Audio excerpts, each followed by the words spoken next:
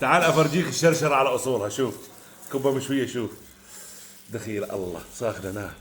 شوف شوف شوف شوف شوف شوف شوف شوف شوف يا هم ملالي. شوف شفت الدسم.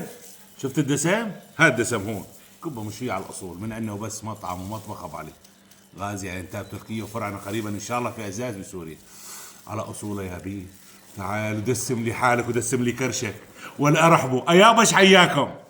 شوف شوف شوف شوف شوف شوف شوف شوف شوف شوف الدلال مع الجوز والشحمة واللحمة. إذا مو سوبر ديلوكس لا تقبل. أطيب كبة مشوية بكل عين تاب ودون منازع.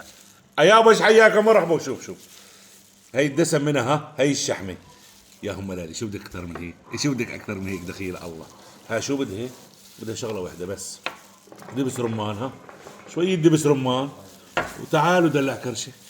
أيابش حياكم مرحبا.